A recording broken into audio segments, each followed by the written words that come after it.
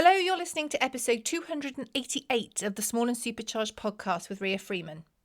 Hello and welcome to this episode of the Small and Supercharged podcast. It's a solo with me, and I'm going to talk to you about what does it matter if other people say you can't.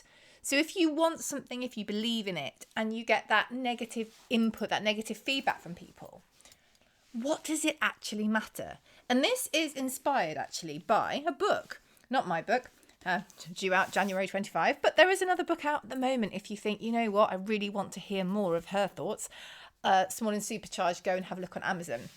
But this book that inspired this thought, and it's something that I've been kind of pondering after reading it. I mean, I've kind of always thought about it, but it's not the kind of book I'd normally read. And I put this on my social media a week or so ago.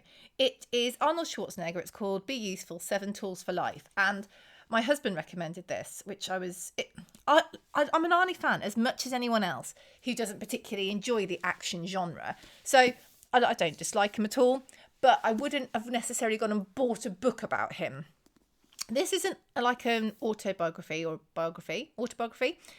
It is, he tells a lot about his kind of story and how he got to where he is and the real grit and determination that was behind that. And he weaves that into bits about his life. So you hear about him becoming governor. You hear about how he became well known in the bodybuilding area, how he became an actor. I definitely recommend a read. Give it a little while to get into. But it's got some interesting points that I didn't really think about connected to him. But things that we can really transfer quite well, I think, to our own lives. And this is what I wanted to talk about today, really, which is, what does it matter if someone else says you can't? In our lives, we meet lots of different people, and we have some people who are amazing friends who will back us and support us and flag wave and cheerlead, even if they have no clue what you're trying to achieve at all. And I'm lucky that I've got friends like that who will always back me up. If they know I'm determined about something, they will be there waving their flags. They'll be messaging me. They'll be absolutely awesome. Even if for them, it's stuff that they would not like to do, have no desire to do, don't really understand why the hell I'm doing it, but they're still there. And they're awesome. However, what you also find is people that if you were to reveal your goals, your dreams, will either look at you blankly, which is quite upsetting, or just say, oh, I'm not sure about that. Now, these people, generally, I would avoid them. Or, actually, that's harsh. Maybe not avoid them, but I would 100% avoid telling them what you want to achieve. Because what it can do, this negative impact, this negative, oh, I'm not sure about that, you can just start to doubt yourself. And if you've got a big goal, a big dream, you don't need that. So, why do we know that we're right?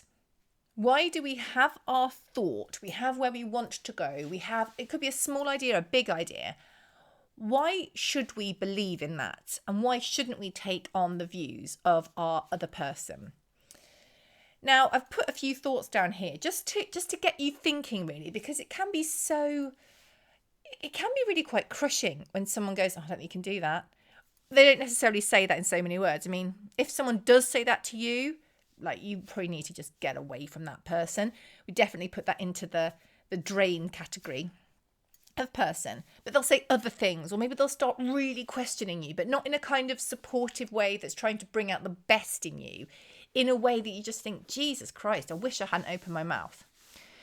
Now, we say something to somebody, and they're looking at it from this new thing, this new concept that you've just put in front of them.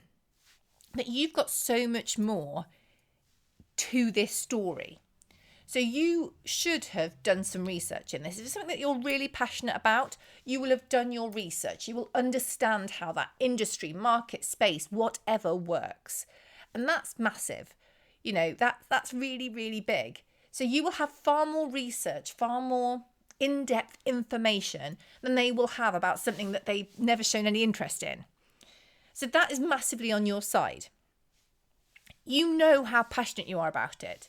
Someone could come to me bounding along and saying they have this massive desire to do something incredible for them, and it could just leave me cold. Now, I wouldn't say that, because who am I to to do that. And also, like, I just wouldn't do that. I want to know about what they're doing. I want to know how they're doing it. I want them to tell me about it. I want to feel their passion.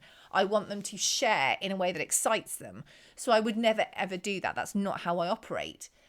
But if you are passionate about it, that should be enough for someone you're talking to go, yeah, tell me more. That's really exciting.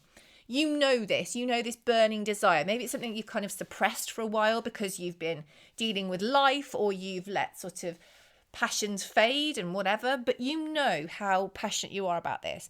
And passion connected with that determination, that thing that burns inside you, can carry you an awfully long way. Even if the odds are perhaps not in your favour, having that desire, that deep, deep desire, will allow you to be more canny with how you do things, a bit scrappy, will make you make things happen because of how much you believe in it. If you're half-hearted about what you want to do, then the first obstacle you come to, you'll just go, oh no, there's too much, and sort of collapse on the floor in a heap. If it's something that you're passionate about, you won't do that. You'll find a way to scale that obstacle and you'll be prepared for the next one. So they don't have your passion. They don't understand your worldview. And that's fine. That is absolutely fine. I'm not saying that these people are wrong in what they think, but it's how we take it on. And all we can really control is that aspect of it. We can obviously control who we tell this to, which is very important, but then we can control what we do with their information. Personally, I control the first bit as well. I don't tell many people some of the things I'm working on, some of my kind of big desires, some of the big goals I've got, because they just wouldn't get it. And that isn't a criticism of them. They just wouldn't get it. But all it would actually achieve, based on their reaction, potentially is deflating me. And I don't need that, because some of the things I've got in mind are flipping massive. I need all the oomph I can get. So you've done the research, they haven't. You have got a passion. They perhaps haven't for it. You know the lengths you will go to do this. You know what you're prepared to sacrifice and give up to do this. They don't know that, and they won't be able to see that, because potentially for them, what you want to do, they won't give up anything for it. You know the market you're operating in. You should have studied that market, studied that area, and you know the steps you need to take to get there, or at least you've got an idea where you can go to understand the steps. They don't know that. You will have researched the size of the opportunity, or just the opportunity itself, and how that would work for you. They don't have your drive and determination. You have the ability to look at people in that space, or look at people in complementary spaces and see how they achieved it, and then you can apply that. They haven't done that. For them, they might have a complete disconnect with what you're doing and have no way of thinking how people got there. They might still be of the ilk that overnight success is a thing. So for them, if you're not there now, then you can't possibly be. We know overnight success is just utter crap. So let's move on from that, because we'll have a really long podcast otherwise. So we know that. You also know that you can break the mold. If you can see it somewhere, or even if you can imagine it, what's to stop you achieving it? Genuinely. What is to stop you? Because everyone we see in any position in the world, someone had to do it first. Someone had to be the first of everything. So if you have got that drive, that passion, that desire, you've done the research, you've worked it out, why not you? However, other people do not look at things the same way as we do. They view things through a completely different lens. And it's important to appreciate how differently people view the world. If you just think of the people that you meet in your daily life, you can talk to them about something, anything, particularly if it's a little bit, not quite confrontational, but a little bit kind of out there. And you'll hear their views and you'll think, oh my Christ, that's out there. There are some, TV programs, some news programs that have got very, very galvanizing views. And that's kind of the point. People want to be pro or anti. But when you start to realize how differently people view even simple things, well, that I think are simple nowadays, that to me is obvious what the correct view is, they will view it completely differently. We see this with some subjects, like racism, like prejudice against disability, or prejudice against, who people are, sexual orientation, things like that.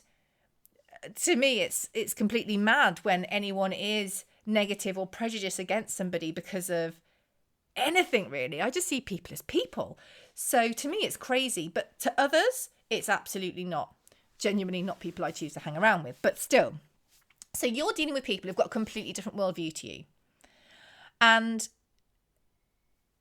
that means they're just never going to get it. So as another example, they might have a 9-to-5 job that they absolutely love. They love rocking up every morning. They love that chat around the water cooler. They love it when it goes to 5 o'clock. They get in their car, they drive home, and they love having that reliable paycheck at the end of the week.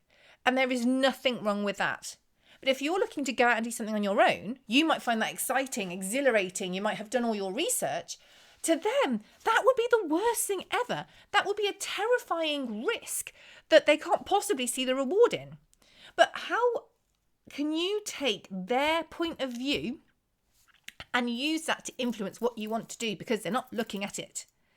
Another example that I've been thinking about is you might want to do lots on social media. You might want to have your own YouTube channel. You might want to smash it on Instagram or become an influencer. And they might look at you like you've gone mad because they might have crippling confidence issues that would mean that the thought of them being in front of video would be utterly terrifying to them. That doesn't mean you can't do it. That means that they would struggle. Again, doesn't mean they couldn't because they just need to do the work and put the time in. But often people project what they believe they can't do onto you.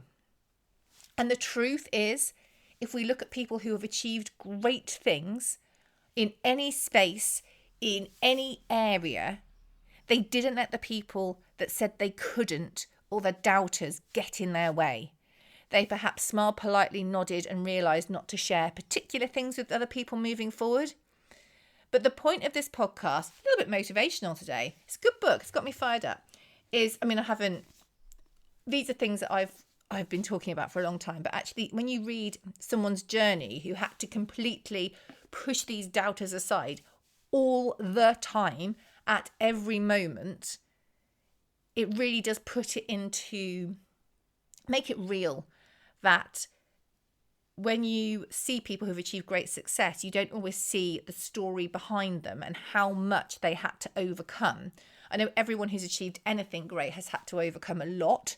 Whether it's mentally, physically, financially, the sacrifices they've had to give, generally, we see they've given a lot. But when you look at someone, like Schwarzenegger, and you think about how many people were like, absolutely not, that's ridiculous. He did break the mold. He did do so much. It really got me thinking that if he can do that, what could you do? What can I do? What can we all do if we just smile and nod at the doubters? If we don't take on board when people say we can't, because it's not our problem, it's definitely a them problem. It's not an us problem. But we can find ways to protect ourselves from this by being careful who we share our dreams with until they're there. And if we do happen to share them with the wrong people, smiling and nodding.